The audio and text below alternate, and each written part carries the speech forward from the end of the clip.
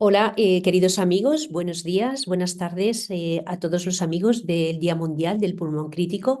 Quiero darles la bienvenida a esta primera sesión. Después de esta primera sesión habrá la presentación oficial y la bienvenida a la jornada, pero quería aprovechar para saludarles a todos ustedes y agradecerles. Soy médico intensivista y la jefa del Servicio de Medicina Intensiva del Hospital Universitario 12 de Octubre en Madrid y tengo el honor de compartir en la moderación de esta sesión con Marcela Vizcaichipi.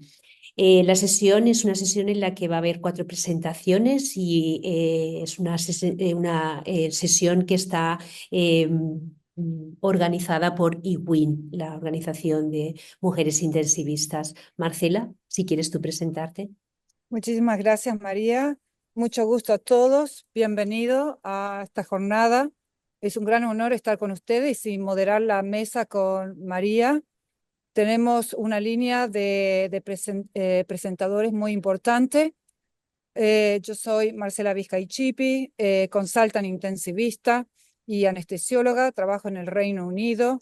En este momento estoy de guardia en la sala de cuidados intensivos en el Chelsea and Westminster Hospital en Central London, y soy la jefa del hospital de la parte de informática y de los seguros del hospital.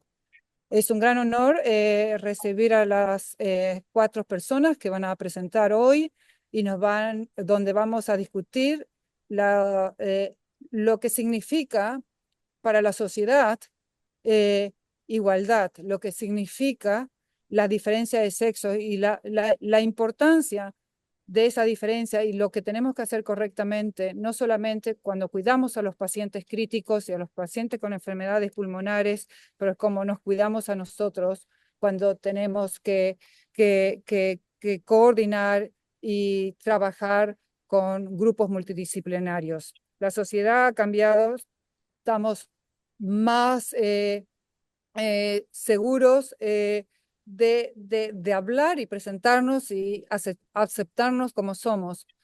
Creo que es muy importante que sociedades como esta den la oportunidad de analizar, ver la posición corriente del género. Y cuando uno habla de género, es un género en muchos sentidos de la palabra. Así que es un gran honor darle la bienvenida a nuestra primera presentadora, la doctora Florencia. La doctora Florencia Boiser es una médica hospitalaria de medicina de cuidados intensivos, es la presidenta del Subcomité de Hemovigilancia y Seguridad Transfusional del CMI en Boreal y referente de reanimación celular de calidad de Hospital Universitario de Poitiers. Es un gran honor tenerla a Florencia hoy con nosotros. Ella nos va a hablar de cómo lograr que las mujeres puedan soportarse, no soportarse, no suena bien en castellano, estoy tratando de hablar hoy en Gracias. castellano, una gran oportunidad, empowering,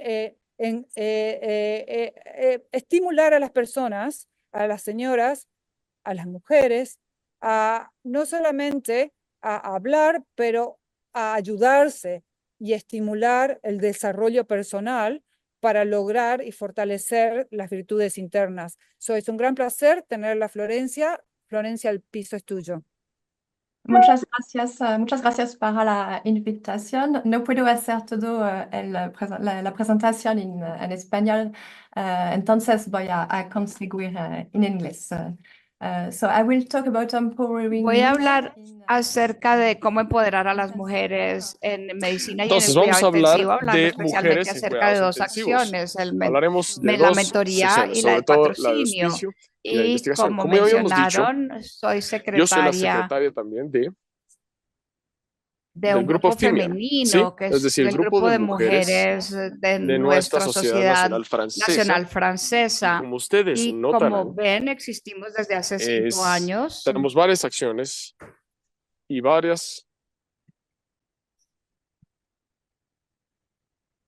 of women intensivists. We had also some tools in our website. We have many ongoing studies, and we had already several publications, journals or in scientific journals about gender imbalance in intensive care. So the question is empowering women. From where are we starting? Entonces miramos dónde estamos comenzando, cómo podemos hacer para mejorarlo. Entonces, somos subrepresentadas y subvaluadas las mujeres en posiciones líderes con disciplinas científicas. Y pueden ver en este estudio publicado en Nature que las mujeres son menos acreditadas en la ciencia que los hombres, y una de las causas podría ser la discriminación, el estereotipo y el sesgo. Y en Francia pueden ver que los precios en los centros académicos de investigación en Francia son otorgados a los hombres, y es el caso también en nuestras subvenciones médicas nacionales en Francia. En los últimos 5 años han podido ver que en azul oscuro tenemos a los hombres, o las subvenciones que se le han atribuido a los hombres. Y en este artículo se muestran las diferencias de género en la literatura de cuidado crítico, y pueden ver desde hace 10 años que no ha habido ningún cambio. La proporción de mujeres autoras, ha habido algo de mejoría, haciendo algo al respecto, y esto todo impacta la promoción de mujeres en la medicina académica. Como pueden ver, son mujeres asociadas o profesoras de tiempo completo que son la mitad o tienen la mitad de la probabilidad de los hombres a tener estas posiciones. Entonces es más difícil para las mujeres tener estos cargos de profesorado. Y esto se describe también en todos los campos de medicina, por ejemplo, la medicina de urgencias, etcétera, etcétera. Y hay para publicaciones, para subvenciones, ensayos clínicos, etcétera, etcétera. Entonces, claramente hay algunas complicaciones al liderazgo de las mujeres, y ocurre también en el cuidado intensivo. Esto es del Intensive Care Medicine publicado en SICM, y entre los respondedores se puede ver el porcentaje de liderazgo, de posiciones de liderazgo ocupadas por las mujeres, que es muy baja. En la mayor parte de los casos, menos del 10%. En este estudio, las personas creían que para tener esa asertividad y esa ambición se ve de un punto de vista diferente si lo mira un hombre o una mujer. Es de calidad cuando es un hombre, pero no es una cualidad cuando la mujer muestra esos rasgos. Y las personas pensaban que es más que un commodity el colocar esos intereses por encima de nuestros propios intereses, cosas que pueden conducir o que parecen que son menos competitivas que los hombres en estas situaciones. Y los respondedores también pensaron que las mujeres tienen menos oportunidades para construir esas relaciones requeridas para avanzar en las carreras comparado con los hombres. Muchas personas en este estudio vieron que el liderazgo, los programas de liderazgo femenino o los programas de mentoría liderados por la Sociedad Europea podrían ser muy útiles. Y este es el punto de esta charla, y utilizo este artículo maravilloso de Jescar Ublota, que descubren las dos acciones, los dos puntos principales para promover o empoderar a las mujeres, que son la mentoría y el patrocinio. La mentoría se enfoca en guía, apoyo y desarrollo personal. Es más privado, son relaciones uno a uno, y los patrocinios son un relacionamiento activo, apoyo público y crear oportunidades de carrera. Y vamos a comenzar con la mentoría. La mentoría ayuda a los mentoreados a buscar ayuda en ciencia y experiencia de parte del mentor ayuda a desarrollar habilidades y conexiones personales. Y como pueden ver, la Sociedad Europea de Medicina de Cuidado Intensivo propone un abordaje de mentoría en cuidado crítico, no solamente para las mujeres, para cualquier persona, para los médicos jóvenes en cuidado intensivo. Y es muy importante generar estas mentorías. Publicamos con el grupo femenino 10 acciones para poder lograr la igualdad de género entre los intensivistas y claramente promover esta mentoría es una de ellas. Y en nuestra Sociedad Nacional Francesa ayudamos a aumentar el número de mujeres en estas posiciones o que sirvan como mentoras para personas menores. Hay que tener cuidado, como se declara en este artículo, porque la mentoría es difícil y es difícil porque seguimos en un ambiente desigual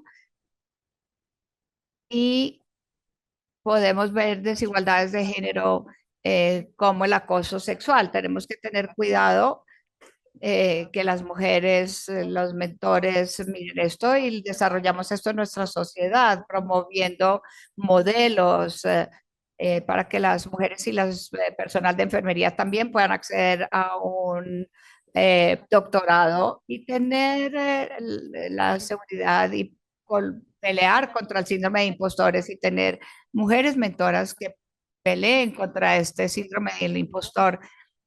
Este es entre anestesiólogos y las mujeres tienen más probabilidad de tener este tipo de síndrome. Y hay talleres para empoderar mujeres y para desarrollar habilidades y luchar contra el sesgo inconsciente. Esto también es importante. Lo segundo es desarrollar patrocinios. En esta investigación pueden ver que las mujeres tenían menos invitaciones a escribir una editorial o menos invitadas como profesor invitado en otras instituciones, menos que los hombres. Así que claramente hay que hacer algo al respecto. Y nuevamente, por ejemplo, en la sociedad francesa, este es uno de nuestros objetivos y nuestras acciones, implementar patrocinios específicos a través de una política de cuotas para tener representación igual de mujeres y hombres en la Junta Ejecutiva de nuestra Sociedad Nacional, pero también en nuestros comités y entre conferencistas de en los congresos nacionales. Y es importante, nuevamente, como mostré en este artículo de Francesca Rublota, que el patrocinio puede ayudar a poder tener oportunidades para avanzar, puede romper barreras y ayuda con el reconocimiento público. También es importante desarrollar acciones concretas para poderlo hacer a través de las revistas de revisión de pares, para poder tener, por ejemplo, revisión en las revistas a través de sociedades científicas y también a través de nuestras conferencias y nuestros congresos. Por ejemplo, pueden ver en este estudio de mujeres y autorías en estas revistas el hecho de que haya más mujeres editoras, podríamos tener más mujeres escribiendo. Por la diversidad de género se puede producir más novelas, ideas de impacto científico. Bueno, los equipos de género mixto tienen una mayor proporción de artículos novedosos y de impacto en las revistas científicas. Otras cosas que hicimos en la sociedad condujeron a la mejoría de la proporción de mujeres en nuestros comités de la Sociedad Nacional, pero también como presidentes de los comités y participando dentro de los comités ejecutivos, y condujo también a la mejoría de las mujeres como conferencistas en nuestros congresos nacionales. Así que es importante tener esta acción. Y escogimos tener cuotas. Las cuotas Podemos hablar al respecto, seguramente no es una solución para el largo plazo, pero simplemente es un objetivo de corto plazo mientras esperamos un cambio en la mentalidad y en el sesgo inconsciente. Pueden ver la imagen en la página web para el Congreso hace 2 años. Era una imagen de una mujer y esto es para luchar acerca del sesgo inconsciente, en donde el conferencista por lo general es un hombre. Así que para concluir, la mentoría y el patrocinio son acciones que hay que unir porque estas mentorías dan una base esencial, ayuda al crecimiento de los individuos, pero el patrocinio es un catalizador para el realce de las carreras y esto, en este artículo, como dice, podemos hacer las dos cosas. Pero también hay otras muchas acciones que describen la sociedad francesa. Nuevamente, la transparencia, el reporte de los problemas de género, también talleres dedicados al sesgo inconsciente, también a mejorar la asertividad de las mujeres, mostrar modelos a seguir, generar programas educativos para los menores y tener la igualdad de género. Muchas gracias por su atención. Muchísimas gracias, Florence, por la presentación y por ilustrarnos y mostrarnos cómo la mentorización y la sponsorización pueden mejorar la brecha de género en nuestra profesión. Ahora tengo el placer de presentarles a la siguiente ponente, es la doctora Olfa Honzawi. Ella es profesora de medicina intensiva en el Hospital Robert Debré en Reims, Francia, y es especialista en medicina intensiva con certificación específica en ecocardiografía, en hemodinámica, en ventilación mecánica. Y sus áreas de interés es el área cardiovascular, el uso de vasopresores y también la brecha de género, y forma parte también de la Fundación IWIN. Actualmente es la presidenta, la representante del Congreso Nacional de la Sociedad Francesa de Medicina Intensiva, del Comité Científico, y la representante en la Sociedad Europea de Intensivos por la Sociedad Francesa. Olfa, adelante. Ella nos va a hablar de las consideraciones o considerando nuestro bias de género.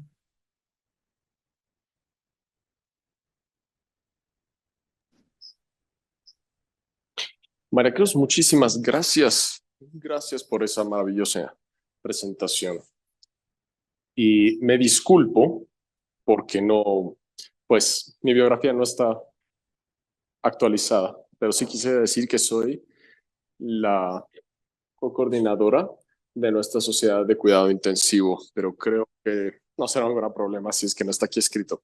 Bien, yo estaré hablando, esperamos unos 15 minutos sobre el sesgo inconsciente.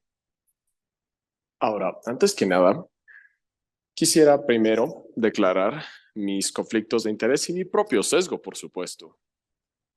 Pues yo soy uno de los fundadores del grupo FIMIER, ¿sí? Que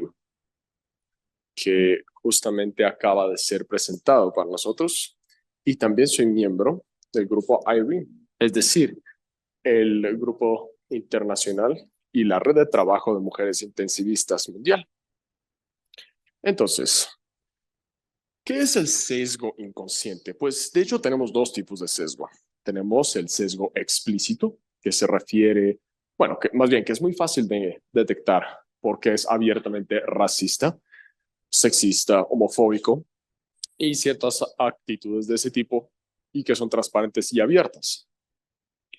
Hay ciertas acciones discriminatorias que posiblemente podamos detectar muy sencillamente y a eso lo llamamos un sesgo explícito. Sin embargo, el sesgo implícito es un poco más difícil, es más sutil, más difícil de detectar. Es un grupo de actitudes y creencias sobre etnias, razas, religiones, género o cualquier otra característica que opere por fuera de nuestra conciencia y puede medirse solamente de forma indirecta. Ahora, aquí hay algunos ejemplos y quisiera darles algunos ejemplos concretos que se relacionan con nuestra práctica y con nuestra práctica diaria. Yo diría yo diría que, pues, por ejemplo, el manejo del dolor. Se ha visto que, por ejemplo, en algunos estudios, los individuos de raza hispana y negra son menos proclives a recibir un manejo adecuado del dolor comparado con sus contrapartes blancas. Eso posiblemente tendrá que ver con una creencia de diferencias biológicas en la tolerancia al dolor. Hay unos estudios en los Estados Unidos que muestran eso. También hay demoras en el diagnóstico, sobre todo en mujeres de raza negras, así como el hecho de que se interpreten los síntomas en las mujeres de forma distinta a los contrapartes, llevando a una demora en el tratamiento o un diagnóstico equivocado, y que más bien se interpretan como síntomas emocionales en lugar de tener, por ejemplo, síntomas cardíacos legítimos. Los pacientes con sobrepeso y con obesidad con frecuencia sufren de estigma y discriminación de los proveedores de servicios de salud, que puede resultar en otras complicaciones y enmascarar otros cuadros. Esto también lleva a otros tratamientos inadecuados para las condiciones subyacentes. También la edad. Y también existen los sesgos asociados, en los que, por ejemplo, se considera que los síntomas corresponden, por ejemplo, a una edad avanzada en lugar de una patología elocuente. Y eso puede llevar también a varias complicaciones y diagnósticos equivocados. Muchos de estos ejemplos que se relacionan en nuestra práctica diaria son bien conocidos por nosotros, pero podemos pensar en muchísimos otros ejemplos. Por ejemplo, reclutamiento, becas, incluso el sesgo de publicación y la representación de los grupos en los comités. Todo eso es susceptible de sufrir de un sesgo inconsciente. Dicho todo eso, ¿cómo detectamos nuestro sesgo y nuestro sesgo inconsciente? Como decíamos, el sesgo implícito es muy difícil de detectar. Hay algunas pruebas que podemos utilizar y el más adecuado es posiblemente la prueba de asociación implícita. Esta es una prueba, un test que uno puede realizar en línea y ahí uno puede hacer una prueba de su sesgo personal sobre diferentes temas. Voy a darles un ejemplo. Aquí tenemos una prueba en línea y aquí se indica cómo usted puede hacer la primera parte de esta prueba. Les van a dar algunas preguntas y uno puede aquí escoger una de las claves, una de las teclas de su teclado del lado izquierdo o derecho. Tiene que escoger una de la serie. Tiene que tocar, por ejemplo, y tiene que utilizar la mano derecha cuando ve una foto o una palabra y asociarla después a lo que se le solicitará. Voy a darles un ejemplo bastante concreto en línea. Buenos días. Y hacia la izquierda tendremos una foto, un grupo de palabras y le va a indicar, pues va a empezar a cambiar de forma rápida y tiene que tratar de responder rápidamente para ver cómo puede asociar rápidamente el grupo, el familiar al que corresponden las palabras y de esta forma tratar de calcular su sesgo implícito. Así es como se presenta. Y voy a darles también un ejemplo disculpen un momento, por favor. Y cuando están entrando en línea, la demostración del sesgo implícito. Escogemos uno de los sesgos, por ejemplo, el racial, a favor del blanco o el negro. De esa forma se les presentarán personas de raza blanca y negra. Y por supuesto tendrán que escoger la cara, el rostro blanco o caucásico y negro. Y lo mismo, hará lo propio con las palabras. Y la idea es asociar lo bueno y lo malo con uno de las razas. Y después de un procedimiento bastante rápido, hay que decir, se le dará el resultado y se mostrará rápidamente cuál es el estado de sus asociaciones. Y se tratará entonces de solo volver a traerlo a esta última, porque es la más importante. A esta última parte, que es la más importante, y ahí se mide la respuesta. Y aquí, por ejemplo, aquí, esta es una prueba que se ha realizado en línea. Y aquí una preferencia a personas blancas muy marcada y una moderada preferencia a personas blancas que negras. Pero también había una preferencia hacia los blancos automática, dependiendo también de las tasas de respuesta de cada puntuación, así como la combinación de las buenas palabras con las negras, con los rostros negros, y la de las palabras buenas con los rostros caucásicos, así como qué tan rápido se responde esto. Y realmente es una forma muy interesante de hacerlo.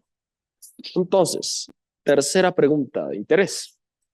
¿Así se puede hacer? ¿Es así como lo podemos detectar? Pues esto existe, ciertamente. Aquí tenemos una revisión publicada en 2017 y en este estudio, en esta revisión, los autores trataron de determinar el sesgo implícito al medir la asociación implícita y la prueba de asociación implícita, utilizándola y tratando de ver a través de los estudios publicados si es que hubiera los sesgos, el tipo de sesgo que aplica y qué tipo de profesional de salud es el que más sufre por esto. Y pues trataron de utilizar varios métodos para analizarlos. Por ejemplo, viñetas en video, preguntas escritas, algunas simulaciones, algunos controles, algunas configuraciones, etc. Encontraron que en estos estudios existía un sesgo, o sea, pues había sesgos raciales, étnicos, de muchos tipos. También existían sesgos de género, socioeconómicos y muchos otros temas, por ejemplo, en discapacidades, enfermedad mental y demás. Los estudios se realizaron en todo el mundo y pues independientemente de si fuera en Europa, en Estados Unidos o en Asia, los profesionales que participaron en estos estudios eran de todos los campos y de todos los rangos. Eran médicos, psicólogos, enfermeros y también incluso estudiantes de medicina. Como decimos, esta fue una revisión global y pues vimos que era un fenómeno que ocurre a nivel global, pues los estudios toman lugar en todo el mundo. Y el primer resultado que se mostró en los profesionales de salud era que pues tanto los médicos como los enfermeros presentan un sesgo parecido y al mismo grado también. Las siguientes características son las más importantes. Tienen el mismo grado de discriminación y sesgo en cuanto a raza, etnia, estatus socioeconómico, discapacidad, uso de personas que con uso de drogas intravenosas, género, etc. Y efectivamente esto afecta su juicio clínico, así como su comportamiento. Y de hecho existe una correlación significativa entre el sesgo implícito de los médicos para con los pacientes de raza negra. Se observó que había un alto nivel de sesgo implícito en los médicos, así como de interacciones calificadas como negativas por parte de los pacientes de raza negra. Hubo 4 estudios examinando la correlación entre las puntuaciones IET y las viñetas en videos que mostraban altos niveles de las complicaciones y los errores diagnósticos comparados con los contrapartes de raza blanca. Se observó que también existía cierto tipo de sesgo, incluyendo en el diagnóstico, el tratamiento y las preguntas que se le realizaban, así como el número de pruebas que se solicitaban. Ahora, el tercer resultado mostraba que la determinación del sesgo era diferente, la variable. Existían algunas variables sociodemográficas de los mismos médicos y de las enfermeras, como la raza del profesional, los años de experiencia, todos estos se correlacionaban con este nivel de sesgo. Y en uno de los estudios fue un hallazgo muy interesante ver que los profesionales masculinos eran menos empáticos y también presentaban más episodios de autolesión en el entorno hospitalario. La correlación entre las actitudes implícitas y explícitas también dependen y varían del tipo de preguntas que se hacen y del tipo de sesgo. Por ejemplo, el sesgo en que se enfocaba en el peso de las personas, con el hecho de estar en sobrepeso, mostraba que era más clara que incluso el racial. Y las actitudes divergen de forma significativa porque hay menos tabú en cuanto al peso de los pacientes comparado con la raza del paciente. La conclusión del estudio y pues los hallazgos muestran la necesidad de que los profesionales en salud reconozcan el papel que tiene el sesgo implícito y sus disparidades. Por supuesto que resolver estos problemas y la medición de este sesgo implícito tienen que ser consideradas para hacer conciencia del conflicto potencial entre tener estas actitudes negativas explícitas en cuanto a ciertos tipos de pacientes que tienen, por ejemplo, obesidad y comprometerse a la norma de tratar a todos los pacientes de forma igualitaria. Entonces, ¿cuál es el impacto? Pues en medicina, la discriminación promovida por el sesgo afecta negativamente no solamente el cuidado de los pacientes, así como el entorno médico, pero también limitan la diversidad del personal de salud y esto lleva a una distribución desigual de la asignación de fondos para investigación. Y también puede, por supuesto, tener un efecto sobre el progreso profesional de los mismos. Ahora, ¿cómo podemos mitigarlo? Pues podemos crear un currículo, ¿sí? Como estuvo muy bien expresado en este estudio. Y pues este es un estudio que justamente se enfocó en este problema. Y aquí se observó una relación multivariable entre las experiencias que ocurren en la escuela de medicina, así como los cambios que hay en los estudiantes y sus sesgos implícitos cuando, por ejemplo, se hacen las pruebas de asociación de sesgo implícito como parte de las evaluaciones en la escuela de medicina. Disculpe, Marcela, creo que ya debo detenerme. Ya estamos en 15 minutos. Le queda un minuto. Está bien, está bien. Bien, entonces, ok, está bien. Entonces, vámonos a lo importante. Lo importante es decir que probablemente sea muy relevante implementar un currículum de este tipo para poder mejorar nuestra conciencia de nuestro sesgo implícito, incluso antes de entrar dentro de la institución y antes de volvernos médicos, es decir, en la etapa formativa de los estudiantes de medicina. Dicho eso, hemos llegado al fin de mis diapositivas y solo quisiera darles pues lamentablemente no tengo tiempo para explicar todo esto, pero sí les quisiera sugerir que, pues recomendarles que lean este artículo, porque hay algunas recomendaciones y 12 claves para reconocer el sesgo implícito, para poder de esta forma mejorar su conciencia y sus prácticas a propósito del sesgo implícito, sobre todo en estudiantes. Esto fue testeado y pues claro, hay algunos estudios que realmente han encontrado una mejoría muy importante en cuanto a nuestras prácticas, en cuanto al sesgo implícito y el tratamiento de los pacientes. Bueno, muchísimas gracias. Perdón, gracias, perdón.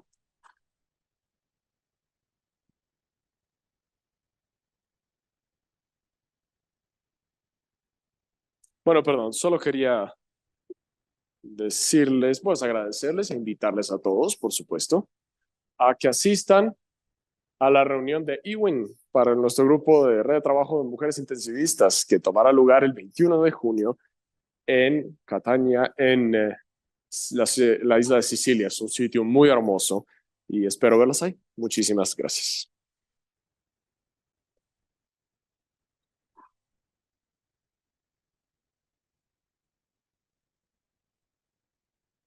So we are going to welcome now la doctora Sara Saxena. She is a young and dynamic anesthesiologist. And recently, she became the course coordinator and professor of anesthesiology at the University of Mans in Belgium.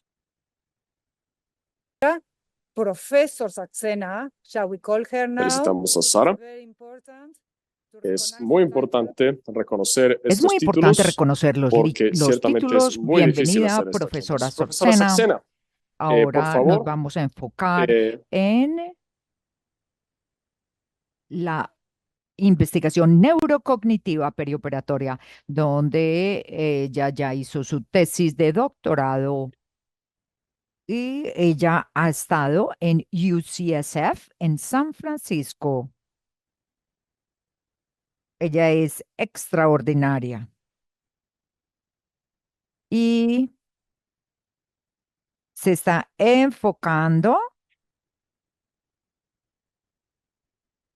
explorando los mecanismos preventivos para reducir los cambios neurativos, para analizar los insultos cerebrales. La doctora Pacena está hablando de la igualdad de género y su programa para el 2024 a 2025 y más allá. Bienvenida, doctora Saxena. Estos son mis conflictos de interés. Antes de hablar acerca de... Y quiero resaltar y enfocarnos acerca de lo que hemos hecho. Y estos son los objetivos de desarrollo sostenible. Estos son 17 metas o objetivos que han sido establecidos por las Naciones Unidas. Perdón, denme un segundo.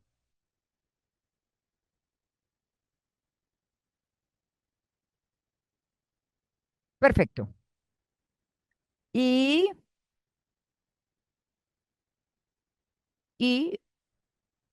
estos OS es acerca de la igualdad de género también y son hasta 2030 y deben ser alcanzados de una forma global.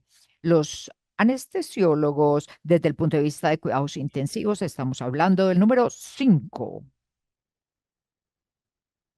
¿Por qué es tan importante tener un plan de igualdad de género? ¿Por qué es tan importante abordar este tema? Como mencioné anteriormente, la doctora Florence Alfa, las carreras de las mujeres son diferentes.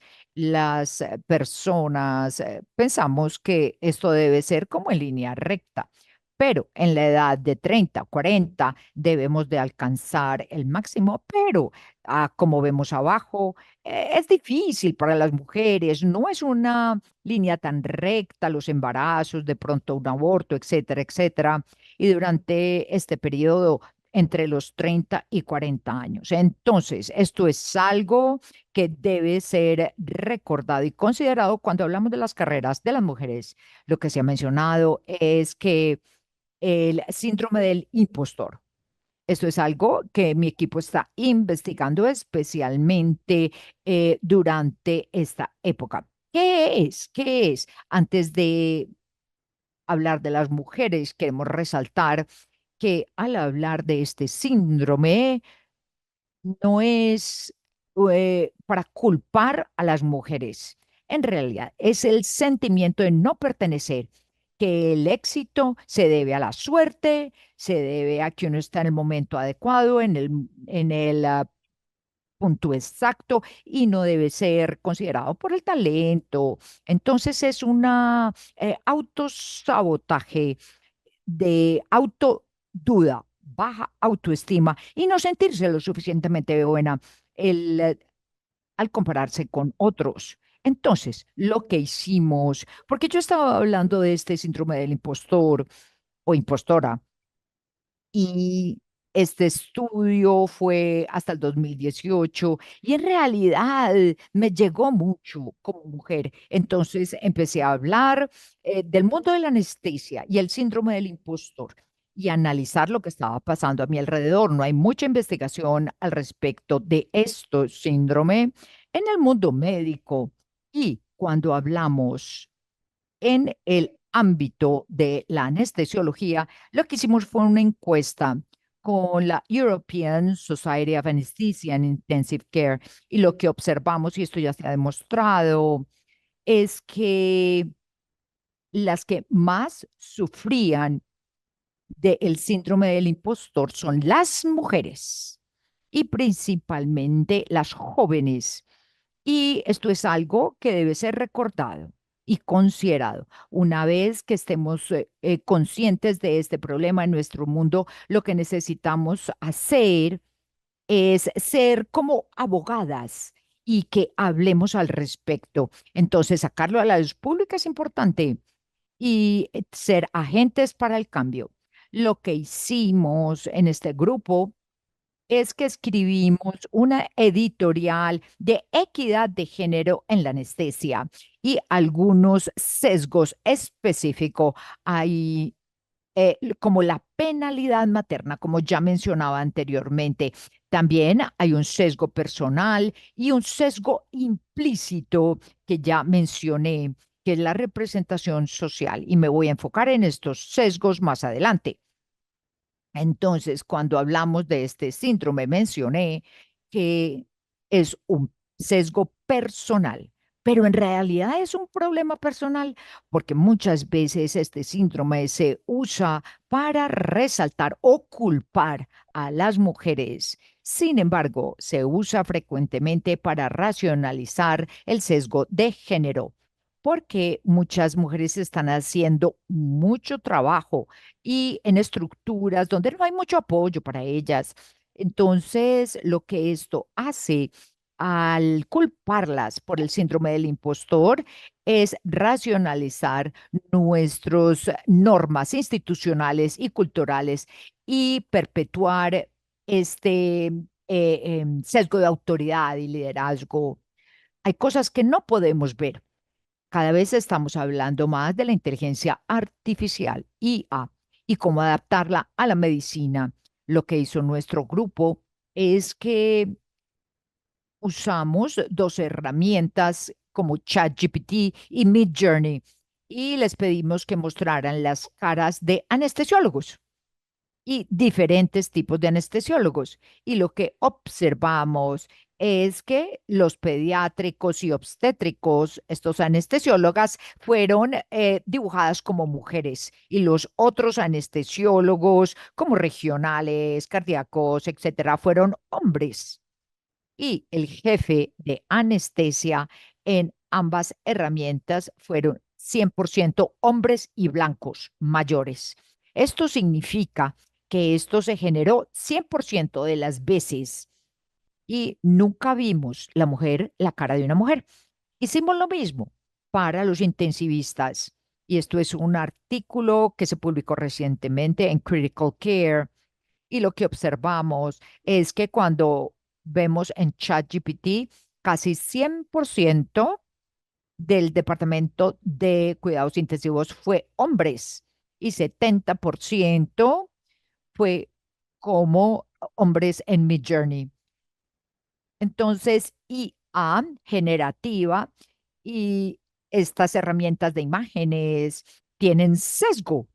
Entonces, antes de que incorporemos IA en nuestras prácticas diarias, tenemos que estar conscientes de los grupos de datos con los cuales se entrenan estas herramientas. Cuando miramos las soluciones sistémicas, ¿qué podemos hacer? Como mencioné, las carreras de las mujeres son diferentes, los desafíos son diferentes, especialmente entre los 30 y los 40. Lo que necesitamos promover es una carrera personalizadas. Está bien que tengamos algunas brechas de meses, durante una década, está bien y no deben ser culpadas por esto. Debemos de promover un diálogo abierto y promover ese reforzamiento de la autoestima de las mujeres y poder apoyar a estas mujeres médicas. Cuando hablamos del síndrome del impostor, hay dos formas en que lo podemos abordar. Lo podemos abordar desde un punto de vista diciendo que, bueno, hay como esa creencia de que el éxito es debido a la suerte. pero el otro lado es que el éxito está ahí y lo podemos como voltear diciendo que cuando muchas personas creen en usted, usted debe empezar a creer en usted misma. Entonces, lo que podemos hacer nosotros como resaltar esto es reconocer nuestros propios sentimientos, construir conexiones, confiar en los colegas, sus dudas y recordarse a ustedes mismas que usted es muy buena en lo que hace, aunque no siempre se le aprecie lo suficiente y reforzar todo esto en usted misma. Cuando hablamos de los mentores, esta es una investigación y esto lo hizo nuestro grupo en cuanto a la mentoría y el grupo es en European Society of Anesthesiology and Intensive Care y lo que encontramos es que las mujeres frecuentemente tienen dificultades en encontrar mentores porque los mentores y hay que buscarlos con compatibilidad de la personalidad también. Pero a veces las mujeres piensan que los mentores no se van a interesar en ser sus mentores. Entonces, esto es algo para que la siguiente generación cambie y nosotras como la generación más antigua, necesitamos proactivamente mostrar más interés en ser mentoras de esas jóvenes anestesiólogas. Quiero agradecer a todo mi equipo, Mia Giselback, Susana Bacos y Amara Berta Chang, y estamos muy globales. Y esto tiene que ver con el plan de equidad de género que probablemente vamos a publicar en el 2025. Muchas gracias a todos. Gracias, profesora Toxana. Muy interesantes todas tus conclusiones y todos tus pensamientos, doctora. Muchas gracias. Por favor, no te vas todavía. Muchas gracias, Sara. La verdad es que una presentación excelente y bueno, Excelente presentación. el placer de presentarles a nuestra última ponente. Creo que no necesita presentación, la doctora Francesca Rubolota. Ella es médico intensivista anestesista y ha participado y ha formado parte de diferentes equipos en diferentes países, los más recientes en el Reino Unido y en Canadá, y actualmente es profesora asociada y directora de la Escuela de Anestesia y de Medicina Intensiva en Catania, en Italia, y es la fundadora de la Fundación IWIN, y no solo es la fundadora, sino es la promotora y la persona que más impulsa esta iniciativa para reducir la brecha de género en todos los ámbitos y especialmente en el ámbito de la medicina intensiva. Y nos va a hablar de cómo las mujeres son una reserva de recursos que no se utiliza. Adelante, Francesca.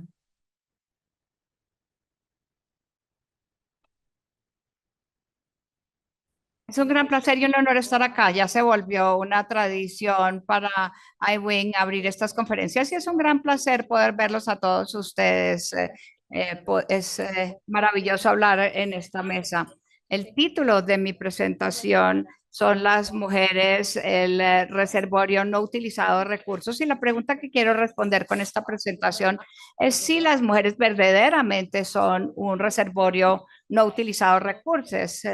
Y quiero mencionar también lo que se dicho durante esta última hora de conversaciones, y le agradezco a la profesora Saxena y a Luciana por presentar el concepto de la Fundación de las Naciones Unidas de los Objetivos de Desarrollo Sostenible.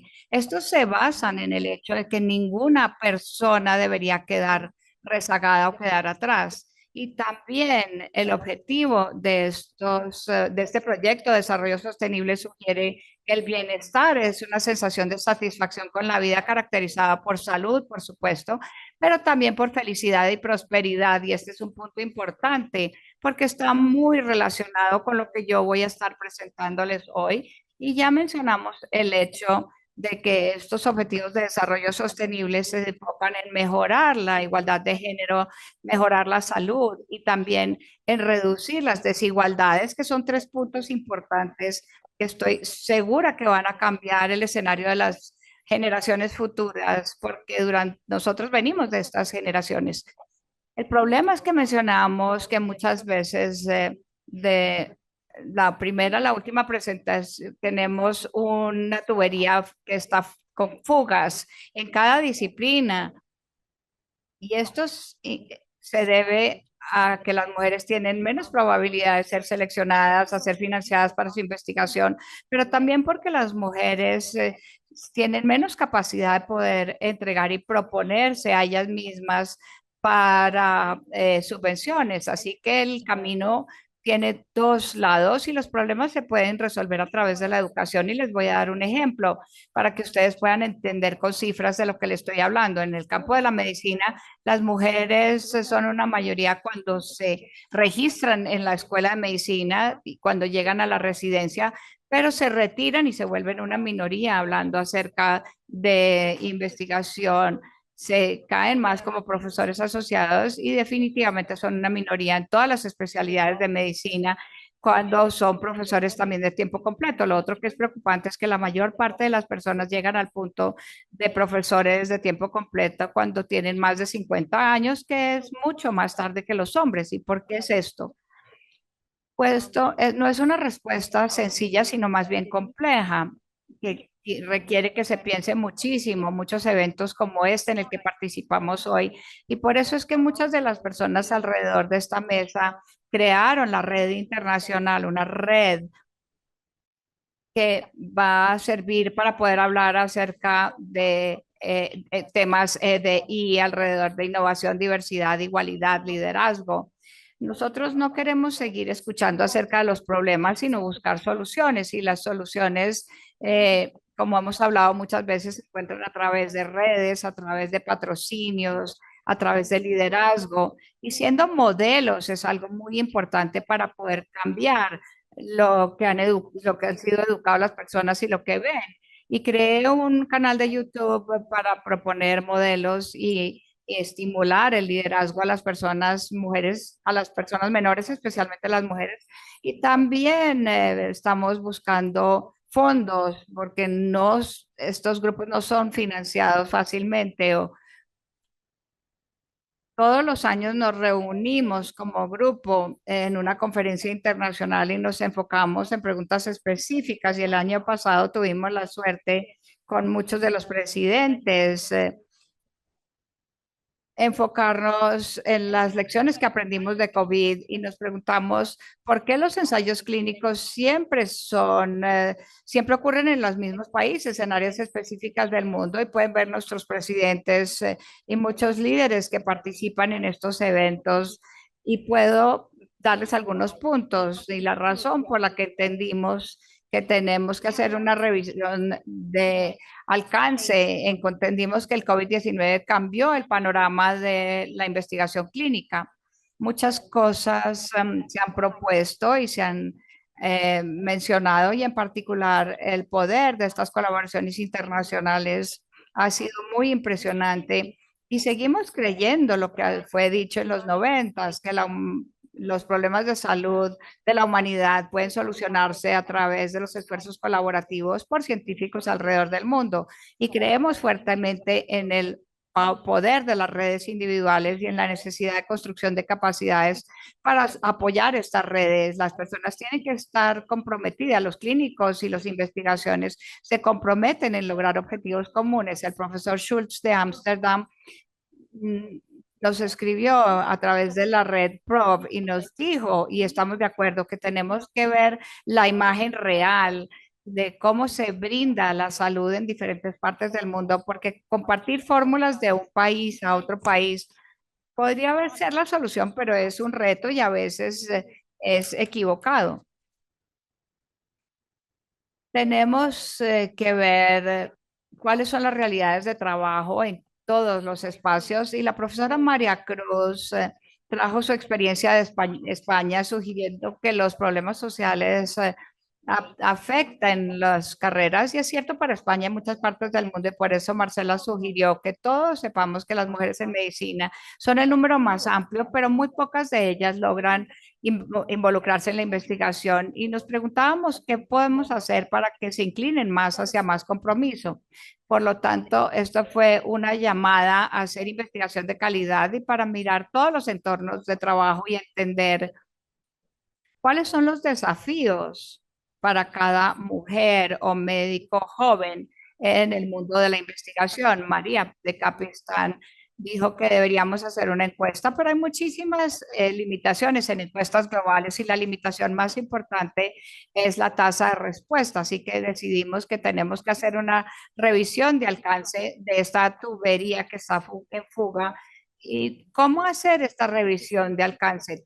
Queríamos ver la imagen de la realidad, por lo tanto, volvimos a las clasificaciones del Banco Mundial, vimos todos los países, los dividimos entre ingresos altos, bajos, medios y presentamos datos no publicados que estamos analizando y datos que son muy confusos. Pueden ver que como se esperaba, el porcentaje de mujeres que se gradúan es mucho más alto que el porcentaje de mujeres que están ejerciendo a la cabecera del paciente, pero lo que es sorprendente es la cantidad de datos faltantes. Y estos datos faltantes se perciben en países de ingresos altos y bajos. De hecho, en los países de ingresos bajos a lo mejor hay mejores datos porque el cuadro muestra que se involucran más fuertemente que en los países de ingresos altos. Por lo tanto, pueden ver que hay una gran variedad y un porcentaje de mujeres involucrados en entregar trabajo a la cabecera de la cama. Y esto para mí es un problema y es un problema porque esto dificulta la capacitación y educar a esta fuerza laboral. Si no sabemos acerca de la composición, no podemos solucionar las necesidades. Y esto ha sido involucrado parcialmente, las sociedades nacionales e internacionales involucradas parcialmente, los coordinadores de investigación son fundamentales para incluir pacientes en ensayos clínicos grandes. Son muy diferentes de los prestadores al lado de la cama y se pueden capacitar. Y lo que es importante es darnos cuenta que esto es crucial para expandir los ensayos clínicos alrededor del mundo.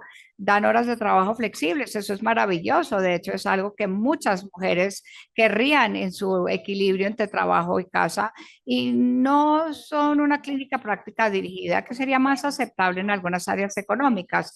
Así que hay ideas muy interesantes acá si se pudieran demostrar los datos. En primer lugar, yo quisiera utilizar esta oportunidad y vamos a utilizar más oportunidades para compartir la necesidad de conocer y entender la composición de las fuerzas laborales y en cuidado crítico, en anestesia y en muchas disciplinas de primera línea, resaltar la importancia del coordinador de capacitación en países de ingresos altos, medios y bajos.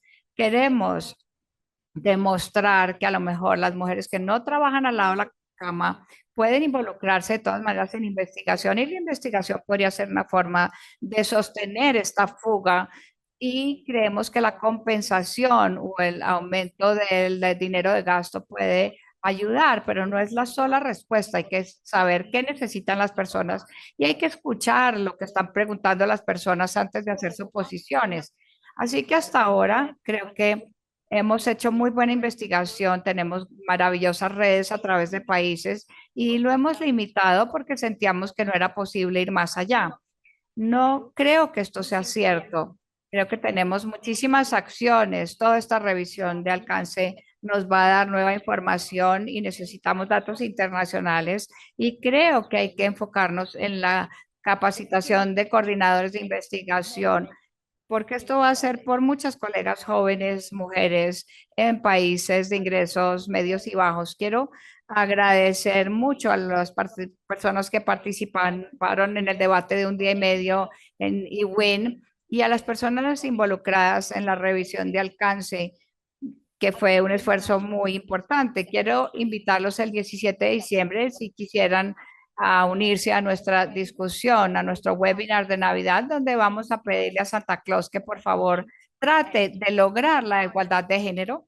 Y finalmente, quisiera reunirnos con todos ustedes, con la mayor parte de los que están aquí, el 19 al 21 de junio en Catania. Y si quieren registrarse para tener más información, por favor utilicen esta página web.